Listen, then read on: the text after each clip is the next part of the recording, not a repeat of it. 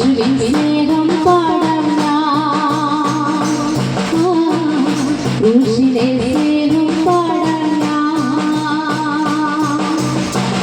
യേശുവിൻ സ്നേഹം പാടാം ക്രൂശിലെ സ്നേഹം പാടാം നാടില്ല വീടില്ല ചെല്ലാനൊരിടമില്ല ഒടുവിൽ ഞാൻ കുരിശിന്റെ ചുവടോരം തേടി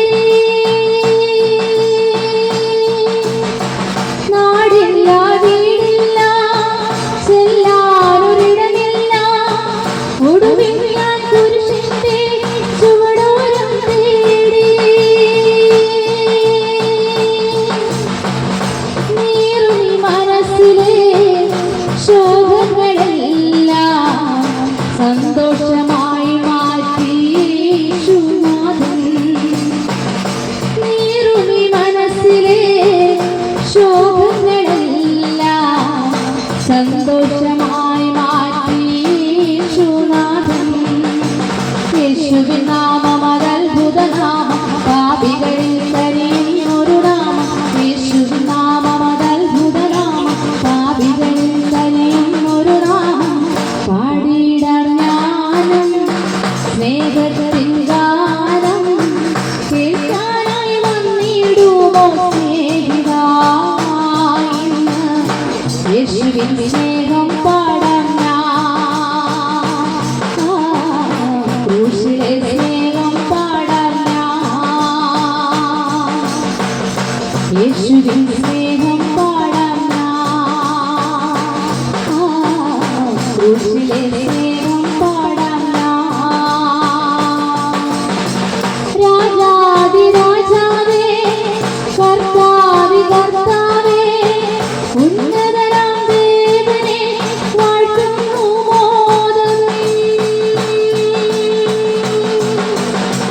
രാജാതിരാജാവേ കർത്താവി കർത്താവേ ഉന്നതനാം ദേവനെ വാഴ്ത്തുന്നു മോദം നരകാഗ്നിയിൽ ഞാൻ വെന്തിരിയാതെ സ്വർഗീയ പറുദീസ നൽകിയോനേ നരകാഗ്നിയിൽ ഞാൻ വെന്തിരിയാതെ സ്വർഗീയ പറുദീസ നൽകിയോനേ യേശുവിൻ നാമം അത്ഭുത നാമം പാപികളിൽ കനിയുന്നൊരു നാമം യേശുവിൻ നാമം അത്ഭുത നാമം പാപികളിൽ കനിയുന്നൊരു നാമം പാടിയിടാം ഞാനും സ്നേഹത്തിൻ ഗാനം കേൾക്കാനായി വന്നിടുമോ സ്നേഹിതാ ഇന്ന് യേശുവിൻ സ്നേഹം പാടാം ക്രൂശിലെ സ്നേഹം പാടാം യേശുവിൻ സ്നേഹം പാടാം ക്രൂശിലെ സ്നേഹം പാടാം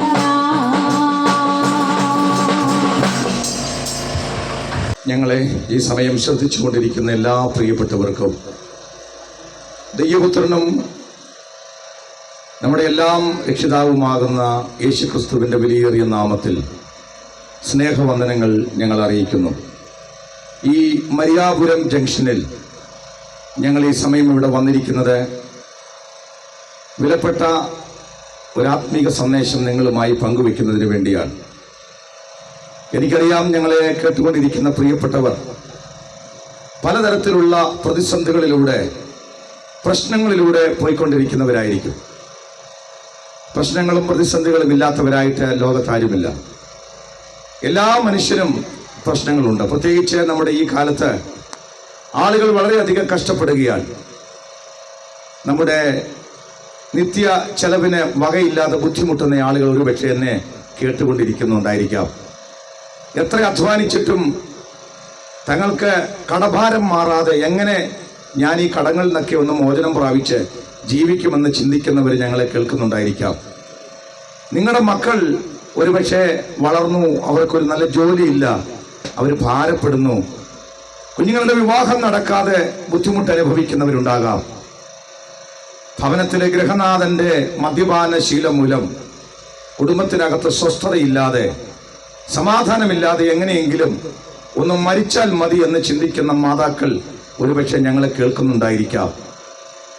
ഒരുപക്ഷെ മാരകമായ ഏതെങ്കിലും തരത്തിലുള്ള രോഗം ബാധിച്ച്, ക്യാൻസറോ മറ്റ് എന്തെങ്കിലുമൊക്കെ രോഗം ബാധിച്ച് ജീവിതത്തിൽ പ്രതീക്ഷയ്ക്ക് വകയില്ലാതെ എങ്ങനെ ഞാൻ ജീവിക്കും, എൻ്റെ ജീവിതത്തിൻ്റെ അന്ത്യം എന്താകും, അയ്യോ ഞാൻ മരിച്ചാൽ എൻ്റെ കുഞ്ഞുങ്ങൾക്ക് ആരുണ്ട്, ഇങ്ങനെയൊക്കെ നീറുന്ന ഒരുപാട് പ്രശ്നങ്ങളിലൂടെ കടന്നു പോകുന്നവരായിരിക്കാം എന്നെ കേട്ടുകൊണ്ടിരിക്കുന്നത്. എൻ്റെ പ്രിയപ്പെട്ടവരെ, ഇന്ന് ഈ സന്ദേശം നിങ്ങളോട് ഞങ്ങൾ പറയുമ്പോൾ ജീവിതത്തിൽ പ്രതിസന്ധികളിലൂടെ പ്രശ്നങ്ങളിലൂടെ കടന്നു പോകുന്ന അനേകായിരങ്ങൾക്ക് ജീവിക്കാനുള്ള പ്രത്യാശയും ധൈര്യവും നൽകിയ ഒരു സന്ദേശമാണ് ഞങ്ങൾ ഇവിടെ പറയുന്നത്. പ്രിയപ്പെട്ടവരെ, അനേക പ്രിയപ്പെട്ടവർ ഇത്തരം പ്രശ്നങ്ങൾ വരുമ്പോൾ, പ്രതിസന്ധികൾ വരുമ്പോൾ അവര് ആത്മഹത്യ ചെയ്യാൻ തീരുമാനിക്കുന്നു. അതുമല്ലെങ്കിൽ അല്പനേരത്തെ മനസ്സമാധാനത്തിന് വേണ്ടി മദ്യത്തിലും മയക്കുമരുന്നിലുമൊക്കെ ആശ്രയിച്ച് അവരുടെ ജീവിതം തള്ളി നീക്കുന്നവരുണ്ടായിരിക്കാം. ഞങ്ങൾക്ക് നിങ്ങളോടിന്ന് ഒരു സുവാർത്ത പറയാനുണ്ട്. മദ്യത്തിലും മയക്കുമരുന്നിലൂടെ നിങ്ങൾക്ക് നിത്യമായ സമാധാനം കിട്ടുകയില്ല. നിങ്ങളുടെ ജീവിതം അവസാനിപ്പിച്ചാൽ, ഒരുപക്ഷെ ഒരു മുഴം കയറിലോ കുറച്ച് വിഷത്തിലോ നിങ്ങളുടെ ജീവിതം അവസാനിപ്പിച്ചാൽ അതുകൊണ്ടും പ്രശ്നങ്ങൾക്ക് പരിഹാരം വരുന്നില്ല എന്ന് എൻ്റെ പ്രിയപ്പെട്ട സുഹൃത്തുക്കൾ മനസ്സിലാക്കണം. പക്ഷെ ഇന്ന് ഞങ്ങൾ ഇവിടെ പ്രസംഗിക്കുന്ന ഈ സന്ദേശം നിങ്ങളുടെ ജീവിതത്തിൽ ഏത് പ്രശ്നമാണെങ്കിലും ഏത് പ്രതിസന്ധിയാണെങ്കിലും അതിന് പരിഹാരം തരാൻ കഴിവുള്ള ഒരാളെ പരിചയപ്പെടുത്താനാണ് ഞങ്ങൾ വന്നിരിക്കുന്നത്. എൻ്റെ സുഹൃത്തുക്കളെ, നിങ്ങളെപ്പോലെ തന്നെ ഞങ്ങളും ഇത്തരം പ്രശ്നങ്ങളിലൂടെയൊക്കെ പ്രശ്നങ്ങളിലൂടെ കടന്നുപോയപ്പോൾ ആത്മഹത്യ ചെയ്യണമെന്നും ജീവിതം അവസാനിപ്പിച്ചേക്കാമെന്നൊക്കെ ചിന്തിച്ചവരൊക്കെ തന്നെയാണ്. പക്ഷേ ഞങ്ങൾക്ക് അങ്ങനെ ജീവിതം അവസാനിപ്പിക്കാതെ, ജീവിതം തീർക്കാതെ ഇന്നും ജീവനോടെ ഈ ഭൂമിയിൽ ഇരുന്ന് സന്തോഷത്തോടെ ഇരിക്കുന്നതിന് പിന്നിൽ ഒരു വലിയ രഹസ്യമുണ്ട്. ഞങ്ങളുടെ ജീവിതത്തിൽ ഞങ്ങൾ അറിഞ്ഞ ഒരു സത്യമാണ്. ആ സത്യമാണ് ഞങ്ങൾ നിങ്ങളോട് പറയാൻ ആഗ്രഹിക്കുന്നത്. എൻ്റെ പ്രിയപ്പെട്ടവരെ, എന്താ ആ സത്യം? ആ സത്യത്തിൻ്റെ പേരാണ് യേശുക്രിസ്തു എന്ന സത്യം. ഈ കാര്യം കേൾക്കുമ്പോൾ ഒരുപക്ഷെ ക്രൈസ്തവരല്ലാത്ത മറ്റ് പ്രിയപ്പെട്ടവർ ചിന്തിക്കുന്നുണ്ടാകാം, ഞങ്ങൾ ഹിന്ദുക്കളാണ്, ഞങ്ങൾ ഇസ്ലാം മതവിശ്വാസികളാണ്, മറ്റു മതങ്ങളിൽ വിശ്വസിക്കുന്ന ഞങ്ങൾ എന്തിന് അല്ലെ ക്രിസ്ത്യാനിയുടെ ദൈവത്തെക്കുറിച്ച് കേൾക്കണം? ആ ദൈവം ഞങ്ങൾക്ക് എന്ത് ചെയ്യും? വചനം കേൾക്കുന്ന മരിയാപുരത്തുള്ള പ്രിയപ്പെട്ടവരെ, ഞങ്ങൾക്ക് നിങ്ങളോട് പറയാനൊരു ദൂതുണ്ട്. യേശുക്രിസ്തു ക്രിസ്ത്യാനിയുടെ ദൈവമല്ല. ക്രിസ്ത്യാനിയുടെയോ ഹിന്ദുവിൻ്റെയോ ഇസ്ലാമിൻ്റെയോ അങ്ങനെ വേർതിരിച്ചു പറയാവുന്ന ഒരാളുടെയും അല്ല. അവിടുന്ന് സകല മാനവരാശിയുടെയും ദൈവമാണ്. വിശുദ്ധ തിരുവെഴുത്ത് പറയുന്നത് അവൻ ലോക രക്ഷകനാണ്, സകല മനുഷ്യരുടെയും ഉടയവനാണ്. യേശുക്രിസ്തു എന്ന വലിയ യാഥാർത്ഥ്യം ഇന്ന് പകൽ ഞങ്ങൾ നിങ്ങളെ അറിയിക്കുവാനാണ് ഇവിടെ വന്നിരിക്കുന്നത്. അപ്പൊ ചോദ്യം എന്താണ്? അവൻ യേശുക്രിസ്തുവിനെ ഞാൻ അറിയേണ്ടതിന്റെ ആവശ്യകത എന്തിനാണ്? ഞങ്ങൾ ഈ കർത്താവിന്റെ അടുക്കൽ വരുന്നത്. ഞങ്ങൾക്ക് അനേക ദൈവങ്ങളുണ്ട്, ഞങ്ങൾക്ക് അനേക വിശ്വാസങ്ങളുണ്ട്, ഞങ്ങൾക്കെല്ലാം ഞങ്ങളുടെ വിശ്വാസങ്ങളില്ലേ പാസ്റ്ററെ എന്ന് നിങ്ങൾ ഒരുപക്ഷെ ചോദിച്ചേക്കാം. ചിലർ ഞങ്ങളോട് പറഞ്ഞിട്ടുണ്ട്, നിങ്ങളുടെ ബൈബിളിലും പറഞ്ഞിട്ടില്ലേ ഓരോരുത്തരെയും അവരവരുടെ വിശ്വാസം രക്ഷിക്കട്ടെ എന്ന്? എൻ്റെ പ്രിയപ്പെട്ടവരെ, അങ്ങനെ ബൈബിളിൽ ഒരു വാക്യമില്ല കേട്ടോ. എന്ത് വിശ്വാസമാണ് രക്ഷിക്കുന്നത്? ഞങ്ങൾ പറയാ യേശുക്രിസ്തുവിൽ മാത്രമുള്ള ഒരാളുടെ വിശ്വാസമാണ് ആ വ്യക്തിയെ രക്ഷിക്കുന്നത്. നിങ്ങൾ വിശ്വസിക്കുന്ന കാര്യം നിങ്ങളെ രക്ഷിക്കണമെങ്കിൽ ആ വിശ്വാസത്തിനകത്ത് ഒരു സത്യം ഉണ്ടായിരിക്കണം. ആ സത്യം മാത്രമേ നിങ്ങളെ രക്ഷിക്കുകയുള്ളൂ. കർത്താവായ യേശുക്രിസ്തു ഇങ്ങനെ പറഞ്ഞു, നിങ്ങൾ സത്യം അറിയുകയും സത്യം നിങ്ങളെ സ്വതന്ത്രമാക്കുകയും ചെയ്യും. വ്യാജത്തിന് നിങ്ങളെ രക്ഷിക്കാൻ പറ്റുകയില്ല, സത്യത്തിന് മാത്രമേ നിങ്ങളെ രക്ഷിക്കാൻ പറ്റുകയുള്ളൂ. യേശുക്രിസ്തുവാണ് ആ സത്യം. ലോകം ആഗ്രഹിക്കുന്ന, ലോകത്തിന് ആവശ്യമുള്ള സത്യം യേശുക്രിസ്തുവാണ്. ലോകം പ്രതീക്ഷിക്കുന്ന സത്യം യേശുക്രിസ്തുവാണ്. നിങ്ങൾക്ക് സ്വസ്ഥത തരുന്ന, സമാധാനം തരുന്ന സത്യം യേശുക്രിസ്തുവാണ്. ആ സത്യം നിങ്ങളോട് പറയാനാ ഞങ്ങൾ ഇവിടെ വന്നത്. സുഹൃത്തെ, ജീവിതത്തിൽ ഒറ്റപ്പെട്ട് തകർന്ന് മരണം മാത്രം മുന്നിൽ കണ്ടുകൊണ്ട് നിൽക്കുന്നവരെ, അവരുടെ വിശ്വാസം അനുസരിച്ച് പലതിനെയും വിളിച്ചിട്ടും സേവിച്ചിട്ടും ജീവിതത്തിൽ ഇന്ന് വരെ ഒരു മാറ്റം വന്നിട്ടില്ലാത്തവരാണ് നിങ്ങളെങ്കിൽ ഞങ്ങൾക്ക് നിങ്ങളൊരു ദൂതുണ്ട്. നിങ്ങൾ അറിയണം, യേശുക്രിസ്തു സാക്ഷാൽ സത്യദൈവമാണ്. യേശുക്രിസ്തു തന്റെ ശിഷ്യന്മാരുമായി സഞ്ചരിക്കുമ്പോൾ ഒരിക്കൽ അവരോട് ഇങ്ങനെ ചോദിച്ചു. ഫിലിപ്പിന്റെ കൈസരിയ പ്രദേശത്ത് വെച്ച് ശിഷ്യന്മാരോട് ചോദിച്ചു, നിങ്ങൾ എന്നെ ആരാണെന്ന് പറയുന്നു? അതൊരു വലിയ ചോദ്യമാണ്, ജീവിതത്തിന്റെ ഗതി നിർണയിക്കുന്ന ചോദ്യമാണ്. ആ ചോദ്യത്തിന് ശിഷ്യന്മാർ ഇങ്ങനെ പറഞ്ഞു, നീ പ്രവാചകന്മാരിൽ ഒരുത്തനാണ്, നീ ഏലിയാവാണ്, നീ യിരെമ്യാവാണ്, യോഹന്നാൻ സ്നാപകനാണ്. ഇങ്ങനെ പലതരത്തിൽ അന്ന് ജീവിച്ചിരുന്നവരും മരിച്ചവരുമായിട്ടുള്ള ആളുകളുടെയും പ്രവാചകന്മാരുടെയും ഒക്കെ പേര് ചേർത്ത് യേശുക്രിസ്തുവിനെ കുറിച്ച് പറഞ്ഞു. നീ ആ പ്രവാചകനാ, നീ യോഹന്നാൻ സ്നാപകനാ, നീ ഏലിയാവാണ്, യിരെമ്യാവാണ്. ഈ വാക്കുകളൊക്കെ യേശുക്രിസ്തു ശ്രദ്ധിച്ച് കേട്ടിട്ട് അവരോട് പറഞ്ഞു, ഓക്കെ, ആളുകൾ എന്നെ കുറിച്ച് പറയുന്നതൊക്കെ നിങ്ങൾ എന്നോട് പറഞ്ഞു, എനിക്കത് മനസ്സിലായി, കുഴപ്പമില്ല. പക്ഷെ നിങ്ങൾക്ക് എന്നെ കുറിച്ച് എന്താണ് അഭിപ്രായം? ഞാൻ ആരാണെന്നാണ് നിങ്ങളുടെ ചോദ്യം, നിങ്ങളുടെ വിചാരം? അവരോട് ചോദിച്ചപ്പോൾ ശിഷ്യന്മാരിൽ ഏറ്റവും പ്രധാനിയായിരുന്ന പത്രോസ് ഇങ്ങനെ പറഞ്ഞു, നീ ജീവനുള്ള ദൈവത്തിന്റെ പുത്രനായ ക്രിസ്തു. ഇന്ന് ഇവിടെ വചനം കേൾക്കുന്ന മരിയാപുരത്തുള്ള ആളുകൾ പലർക്കും യേശുക്രിസ്തുവിനെ കുറിച്ച് ഇങ്ങനെ പല അഭിപ്രായമാ. ക്രിസ്ത്യാനിയുടെ ദൈവമാ, അവനൊരു പ്രവാചകനാ, അല്ലെ മറ്റു പല ദൈവങ്ങളുടെ കൂട്ടത്തിൽ അവനൊരു ദൈവമാണ്. ഇങ്ങനെ പല ചിന്തകൾ ആളുകൾക്കുണ്ടായിരിക്കാം. പക്ഷേ ഞങ്ങൾ നിങ്ങളോട് പറയുക, നിങ്ങളുടെ ജീവിതത്തെ മാറ്റിമറിക്കുന്നത്, നിങ്ങളുടെ ജീവിതത്തിന് സമാധാനം നൽകുന്നത്, നിങ്ങൾക്ക് നിത്യജീവൻ നൽകാൻ പോകുന്ന, നിങ്ങളെ രക്ഷിക്കാൻ പോകുന്ന, നിങ്ങളെ പാപത്തിന്റെ പടുകൂടിയിൽ നിന്ന് വിടുവിക്കാൻ പോകുന്ന, നിങ്ങളുടെ മദ്യപാനത്തിന്റെ ആസക്തിയിൽ നിന്ന് നിങ്ങളെ വിടുവിക്കാൻ പോകുന്ന, നിങ്ങളെ ഒരു പുതിയ സൃഷ്ടിയാക്കാൻ പോകുന്ന, നിങ്ങൾക്ക് നിത്യജീവൻ നൽകാൻ പോകുന്ന ഏറ്റവും വലിയ വിശ്വാസം എന്ന് പറയുന്നത് യേശുക്രിസ്തു സാക്ഷാൽ ദൈവപുത്രനാണ് എന്ന വിശ്വാസമാണ്. ഇന്ന് വചനം കേൾക്കുന്ന മരിയാപുരത്തെ പ്രിയപ്പെട്ടവരെ, യേശുക്രിസ്തു ഒരു മതസ്ഥാപകനല്ല. അവിടുന്ന് ഒരു മതവും സ്ഥാപിച്ചിട്ടില്ല. പകരം അവിടുന്ന് സ്ഥാപിച്ചത് സ്നേഹത്തിന്റെ മാർഗമാണ്. എന്തിനാ യേശുക്രിസ്തു ഈ ഭൂമിയിലേക്ക് വന്നത്? തിരുവെടുത്ത് പറയുന്നത്, അവൻ ഈ ഭൂമിയിലേക്ക് വന്നത് മനുഷ്യരെ അവരുടെ പാപങ്ങളിൽ നിന്ന് രക്ഷിക്കാൻ വേണ്ടിയാ. നേരത്തെ പറഞ്ഞില്ലേ, ആ മദ്യപാനം, അസാൻമാർഗികത, ജീവിതത്തിലെ തിന്മകൾ, ജീവിതത്തിലെ പ്രതിസന്ധികൾ, ഇതിനെല്ലാം മൂല കാരണമെന്ന് പറയുന്നത് മനുഷ്യന്റെ പാപമാണ്, ദൈവത്തോടുള്ള അനുസരണക്കേടാണ്, ദൈവവുമായിട്ടുള്ള മറുതലിപ്പാണ്. ഈ മറുതലിപ്പിൽ ജീവിക്കുന്ന മനുഷ്യനെ നോക്കി വിശുദ്ധ തിരുവെടുത്ത് പറയുക, എല്ലാവരും പാപം ചെയ്ത് ദൈവത്തിന്റെ തേജസ് ഇല്ലാത്തവരായി തീർന്നു. ചെറിയ ആളെന്നോ വലിയ ആളെന്നോ വ്യത്യാസമില്ലാതെ, പണക്കാരനെന്നോ പാവപ്പെട്ടവനെന്നോ വ്യത്യാസമില്ലാതെ, വിദ്യാഭ്യാസമുള്ളവനെന്നോ വിദ്യാഭ്യാസം ഇല്ലാത്തവനെന്നോ വ്യത്യാസമില്ലാതെ ബൈബിൾ പറയുന്നു, സകല മനുഷ്യരും പാപികളാണ്. പാപികളായ മനുഷ്യന് ദൈവത്തിന്റെ അടുക്കിലേക്ക് പ്രവേശനമില്ല. കാരണം ദൈവം പരിശുദ്ധനാകയാൽ അവൻ പാപത്തെ വെറുക്കുന്നവനാ. പക്ഷേ ഒരു ദൂത് ഞങ്ങൾക്ക് നിങ്ങളോട് പറയാനുണ്ട്, പാപത്തെ വെറുക്കുന്ന ദൈവത്തിന് പക്ഷേ പാപിയോട് സ്നേഹമാ, കേട്ടോ. കാരണം എന്തുകൊണ്ടാ ദൈവം ഈ പാപിയായ മനുഷ്യനെ സ്നേഹിക്കുന്നത്? തിരുവെടുത്ത് പറയുന്നത്, അവൻ പാപിയായ മനുഷ്യനോടുള്ള ദൈവത്തിന്റെ സ്നേഹത്തിന്റെ കാരണം മനുഷ്യന്റെ സൃഷ്ടിതാവാണ് ദൈവം. ബൈബിൾ പറയുന്നു, മനുഷ്യനെ ദൈവം തന്റെ സ്വരൂപത്തിലും സാദൃശ്യത്തിലും സൃഷ്ടിച്ചെന്ന. എന്റെ പ്രിയപ്പെട്ടവരെ, നിങ്ങൾക്ക് നല്ല വീടില്ലായിരിക്കാം, നിങ്ങൾ സാമ്പത്തികമായി തകർന്നവരായിരിക്കാം, നിങ്ങൾ ജീവിതത്തിൽ ഒത്തിരി പ്രതിസന്ധിയിലൂടെ പോകുന്നവരായിരിക്കാം. പക്ഷെ നിങ്ങളൊരു കാര്യം അറിയണം, നിങ്ങൾ ദൈവത്തിന്റെ സൃഷ്ടിയാ. ആരും നിങ്ങളെ അംഗീകരിച്ചില്ലെങ്കിലും, ആരും നിങ്ങളെ പരിഗണിച്ചില്ലെങ്കിലും, ഈ കർത്താവ് പറയുക, നീ എന്റെ മകനാ, നീ എന്റെ മകളാ. ദൈവം തന്റെ മക്കളെ ഒരിക്കലും തള്ളിക്കളയുന്നവനല്ല. അതുകൊണ്ട് ദൈവം ഒരു കാര്യം ചിന്തിച്ചു, പാപിയായ മനുഷ്യന്റെ പാപത്തിന് പരിഹാരം വരുത്തണം. അതിനെന്താ മാർഗം? മനുഷ്യൻ സ്വയപ്രയത്നത്തിലൂടെ രക്ഷ നേടാൻ പലതും ചെയ്യുന്നുണ്ട്. ഉലകത്തിലെ സകല മതങ്ങളും വിളിച്ചു പറയുന്നത്, ഏതെങ്കിലുമൊക്കെ നല്ല പ്രവൃത്തികൾ ചെയ്താൽ സ്വർഗത്തിൽ പോകാമെന്ന. നടക്കത്തില്ല, കേട്ടോ. ബൈബിൾ പറയുന്നു, നിങ്ങളുടെ സ്വർഗസ്ഥ പിതാവ് സൽഗുണപൂർണനാകിയാൽ നിങ്ങളും സൽഗുണപൂർണരാകുവൻ. നേർച്ച കാഴ്ചകളാലോ, മെഴുകുതിരി കത്തിച്ചാലോ, അല്ലെ വിളക്ക് തെളിയിച്ചാലോ, ഏതെങ്കിലും പുണ്യസ്ഥലങ്ങളിൽ പോയാലോ, ഏതെങ്കിലും വെള്ളത്തിൽ മുങ്ങിയാലോ, ഏതെങ്കിലും നേർച്ച കാഴ്ചകൾ ചെയ്താലോ പാപത്തിന് പരിഹാരം വരില്ല. പാപത്തിന് പരിഹാരം വരണമെങ്കിൽ ഒരേ ഒരു കാര്യം സംഭവിക്കണം. പാപത്തിന് പരിഹാരമായി ബൈബിൾ പറയുന്നത്, രക്തം ചൊരിഞ്ഞിട്ടല്ലാതെ വിമോചനമില്ല. എന്താ അതിന്റെ അർത്ഥം, പ്രിയപ്പെട്ടവരെ? പാപിയായ മനുഷ്യന്റെ പാപത്തിന് പരിഹാരം വരണമെങ്കിൽ പാപമില്ലാത്തൊരുവൻ പാപികൾക്ക് വേണ്ടി മരിക്കപ്പെടണം. പാപമില്ലാത്തൊരുവന്റെ രക്തം ചീന്തപ്പെടണം. ലോകത്തിൽ പാപമില്ലാത്ത രക്തമേതാ? ആദമിന്റെ സന്തതികൾ മുഴുവൻ പാപികളാ. പാപിയല്ലാതെ ഒരു നരനും ഈ ഉലകത്തിലില്ല. അതുകൊണ്ട് പാപിയായ മനുഷ്യനെ രക്ഷിക്കാൻ പറ്റുകയില്ല.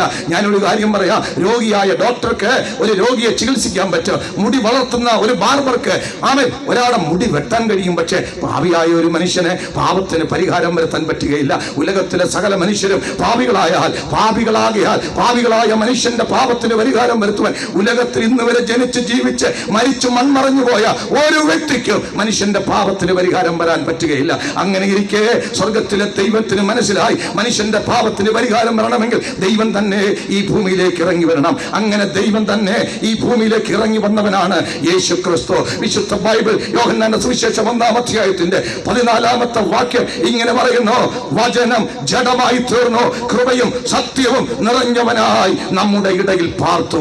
ആദിയിൽ വചനമുണ്ടായിരുന്നു, വചനം ദൈവത്തോടു കൂടെയായിരുന്നു, ആ വചനം ദൈവമായിരുന്ന കർത്താവ് ഈ ലോകത്ത് ജഡാവതാരം ചെയ്തതാണ് ക്രിസ്തു. അല്ലാതെ അവിടുന്ന് കേവലം ഒരു മനുഷ്യൻ മാത്രമല്ല, ഒരേ സമയം സാക്ഷാൽ ദൈവവും ഒരേ സമയം അവിടുന്ന് മനുഷ്യനുമാകുന്നു. പ്രിയപ്പെട്ടവരെ, എന്തിനാ അവിടുന്ന് ഈ ഭൂമിയിലേക്ക് വന്നത്? അവിടുന്ന് വന്നത് പാപപരിഹാരാർത്ഥം മരിക്കാൻ. രക്തം ചൊരിഞ്ഞിട്ടല്ലാതെ വിമോചനമില്ല എന്ന വചനപ്രകാരം യേശു ക്രിസ്തു ഈ ഭൂമിയിൽ വന്ന് ജീവിച്ചു. 33.5 വർഷം അവിടുത്തെ ജീവിതം അത്ഭുതത്തിന്റെ ജീവിതമാണ്. അവിടുത്തെ ജനനം തന്നെ അത്ഭുതമായിരുന്നു. അവിടുത്തെ ജനനത്തിന് ബൈബിൾ പറയുന്നത് കന്യക ജനനമെന്ന സാധാരണ ജനനമായിരുന്നില്ല. യേശു ക്രിസ്തുവിന്റെ ജനന കന്യകയിൽ ജാതനായവനാണ് യേശു ക്രിസ്തു. എന്തിനാ കന്യക ജനനമുണ്ടായത്? ഞാൻ നിങ്ങളോട് പറയാം, ഉലകത്തിലെ സകല മനുഷ്യരും ജനിക്കുന്നത് അല്ലേ പുരുഷനും സ്ത്രീയും തമ്മിലുള്ള ആ സംഗമത്തിലൂടെയാ. പക്ഷേ യേശു ക്രിസ്തുവിന്റെ ജനനം അങ്ങനെ ആയിരുന്നില്ല. എന്തുകൊണ്ടാണെന്നറിയാമോ? പാപികളായ മനുഷ്യനെ രക്ഷിക്കുവാൻ പാപമില്ലാത്ത പരിശുദ്ധനായി അവിടത്തേക്ക് പിറവിയെടുക്കണം. അതിനാ കന്യക മറിയാമിൽ യേശു ജാതനായി തീർന്നത്. കന്യക മറിയാമിനോട് കർത്താവ് ദൂതൻ ഇങ്ങനെ പറഞ്ഞു, നീ ഗർഭം ധരിച്ചൊരു മകനെ പ്രസവിക്കും, അവന് ദൈവം നമ്മോട് കൂടെ എന്നർത്ഥമുള്ള ഇമ്മാനുവേൽ എന്ന് പേർ വിളിക്കും. എന്റെ പ്രിയപ്പെട്ടവരെ, യേശു ക്രിസ്തുവിന്റെ ജനനം അത്ഭുതമായിരുന്നു. അവിടുത്തെ ജനനം മാത്രമല്ല, അവിടുത്തെ ജീവിതം അത്ഭുതമായിരുന്നു കേട്ടോ. 33.5 വർഷത്തെ അവിടുത്തെ ജീവിതം പാപമില്ലാത്ത പരിശുദ്ധ ജീവിതം. അവിടുന്ന് ധൈര്യത്തോടെ മത നേതാക്കന്മാരുടെ മുഖത്ത് നോക്കി പറഞ്ഞു, കൂടി വന്ന യഹൂദ ജനത്തോട് പറഞ്ഞു, നിങ്ങളിൽ ആർക്ക് എന്റെ പാപത്തെ കുറിച്ച് എന്നെ ബോധ്യം വരുത്താ? ഉലകത്തിൽ ആർക്കും യേശുവിനെ കുറിച്ച് അവർ പാപത്തിന്റെ വാക്ക് പറയാൻ, അവനോട് തെറ്റ് ചെയ്തെന്ന് പറയാൻ അവൻ കഴിയില്ല. ബൈബിൾ പറയുന്നു, അവന്റെ വായിൽ വഞ്ചന ഒട്ടുമുണ്ടായിരുന്നില്ല. പാപമില്ലാതെ പരിശുദ്ധനായി ജീവിച്ചെന്ന് മാത്രമല്ല കേട്ടോ, നന്മ ചെയ്തു കേട്ടോ. അവൻ ചെയ്ത നന്മ എത്ര വലുതാ! തന്റെ അടുക്കൽ വന്ന രോഗികളെ അവൻ സൗഖ്യമാക്കി, വിശന്നവർക്ക് അവൻ ആഹാരം കൊടുത്തു, ഭൂതബാധിതരെ അവിടുന്ന് സൗഖ്യമാക്കി, മരണത്തിൽ നിന്ന് ആളുകളെ ജീവിപ്പിച്ചെഴുന്നേൽപ്പിച്ചു. ഇന്ന് മരിയാപുരം ജംഗ്ഷനിൽ ഞങ്ങൾ യേശു ക്രിസ്തുവിനെ കുറിച്ച് പ്രസംഗിക്കുമ്പോൾ ജീവിതത്തിന്റെ പ്രതിസന്ധിയുടെ അകത്തോളത്ത് നിൽക്കുന്ന സഹോദരി, ജീവിതത്തിന്റെ പ്രതികൂലത്തിന്റെ അകത്ത് നിൽക്കുന്ന സഹോദര, ഈ യേശു ക്രിസ്തു ഇന്നലെയും ഇന്നും എന്നേക്കും അനന്യനായ ദൈവമാ. കഴിഞ്ഞ കാലങ്ങളിൽ അവിടുന്ന് രോഗികളെ സൗഖ്യമാക്കിയെങ്കിൽ, കഴിഞ്ഞ കാലങ്ങളിൽ അവിടുന്ന് ഭൂതത്തെ പുറത്താക്കിയെങ്കിൽ, കഴിഞ്ഞ കാലങ്ങളിൽ സമാധാനമില്ലാത്തവർക്ക് സമാധാനം കൊടുത്തെങ്കിൽ, ഇന്ന് ഞങ്ങൾ ഈ വചനം പറയുമ്പോൾ നീ ആയിരിക്കുന്ന സ്ഥലത്ത് നിന്ന് യേശുവേ അങ്ങ് ഇന്നും ജീവിക്കുന്ന ദൈവമാണെങ്കിൽ ഞാൻ അനുഭവിക്കുന്ന പ്രതിസന്ധികൾക്ക്, എന്റെ ജീവിതത്തിലെ പ്രതികൂലത്തിന്, എന്റെ ജീവിതത്തിലെ കടഭാരത്തിന്, എന്റെ ജീവിതത്തിലെ പ്രശ്നത്തിന് ഒരു പരിഹാരം വരുത്തണമെന്ന് ആത്മാർത്ഥമായി വിശ്വസിച്ച് പ്രാർത്ഥിച്ചാൽ കർത്താവ് നിങ്ങൾക്ക് വേണ്ടി ഒരു അത്ഭുതം ചെയ്യും. ഇത് ഞങ്ങൾ വെറുതെ പറയുന്നതല്ല, അവൻ കോടിക്കണക്കിന് മനുഷ്യൻ അതിന് സാക്ഷികളാ. നിങ്ങളോട് ഈ വചനം പറയുന്ന ഞങ്ങൾ അവന്റെ അത്ഭുതകരം അനുഭവിച്ചറിഞ്ഞവരാണെന്ന് ഞങ്ങൾക്ക് ധൈര്യത്തോടെ പറയാൻ പറ്റും. പക്ഷേ പ്രിയപ്പെട്ടവരെ, യേശു ക്രിസ്തു ഈ ഭൂമിയിലേക്ക് വന്നത് കേവലം രോഗം സൗഖ്യമാക്കുവാനും സാമ്പത്തിക സഹായം ചെയ്യാനും ജീവിതത്തിൽ പ്രശ്നങ്ങളുള്ളവർക്ക് പ്രശ്നത്തിന് പരിഹാരം നൽകുവാൻ, അങ്ങനെ മനുഷ്യന്റെ ഭൗതികമായ സാഹചര്യങ്ങൾ മെച്ചപ്പെടുത്തുവാൻ വേണ്ടി മാത്രമല്ല. അതിനല്ല അവിടുന്ന് അടിസ്ഥാനപരമായി വന്നത്. അവിടുന്ന് വന്നത് ഞാൻ മനുഷ്യർക്ക് നിത്യജീവനെ കൊടുക്കാനാണെന്ന് കർത്താവിന്റെ വചനം പറയുന്നു. എന്തിനാ യേശു വന്നത്? അവനെ കൈക്കൊണ്ട് അവന്റെ നാമത്തിൽ വിശ്വസിക്കുന്ന ഏവർക്കും ദൈവമക്കളായി തീരാൻ അവൻ അവകാശം കൊടുത്തു. യേശു എന്ന പേരിന്റെ അർത്ഥം തന്നെ രക്ഷകൻ എന്ന. പ്രിയപ്പെട്ടവരെ, എന്തിൽ നിന്നുള്ള രക്ഷയാ? പാപത്തിന്റെ ശിക്ഷയിൽ നിന്നുള്ള രക്ഷ. എന്റെ പ്രിയപ്പെട്ടവരെ, പാപം ചെയ്ത് അധർമ്മം ചെയ്ത് ജീവിച്ചവരോട് ദൈവത്തിന് കോപമാ. ബൈബിൾ പറയുന്നു, പാപം ചെയ്ത് ജീവിക്കുന്നവരോടുള്ള ദൈവത്തിന്റെ കോപം സ്വർഗത്തിൽ നിന്ന് വെളിപ്പെടുന്നുവെന്ന. ദൈവത്തെ ദൈവമെന്നോർത്ത് മഹത്വീകരിക്കാതെ അവന് പകരമായി ദൈവങ്ങളെ സൃഷ്ടിച്ച്, അവന് പകരമായി പൂജാവതികൾ സൃഷ്ടിച്ച്, അവന് പകരമായി മനുഷ്യനെ ആരാധിച്ച്, മനുഷ്യന്റെ സ്വയപ്രയത്നത്തിൽ ദൈവത്തെ പ്രസാദിപ്പിക്കാൻ ശ്രമിക്കുന്ന സകല മനുഷ്യരോടും ദൈവത്തിന് കോപമാ. ദൈവത്തിന്റെ ആഗ്രഹം സകലരും സത്യദൈവത്തിലേക്ക് മടങ്ങി വരണം. അങ്ങനെ കോപത്തിന് കീഴിൽ ഇരുന്ന മനുഷ്യനെ ആ കോപത്തിന്റെ തീയിൽ നിന്ന് വിടുവിച്ച് നിത്യ സ്വർഗത്തിലേക്ക് കൊണ്ടുപോകാനാ യേശു വന്നത്. അതിനെന്താ മാർഗം? യേശു മരിക്കണമായിരുന്നു, യേശുവിന്റെ രക്തം ചൊരിയണമായിരുന്നു. 33 വയസ്സിൽ യേശു അവൻ മരിച്ചു.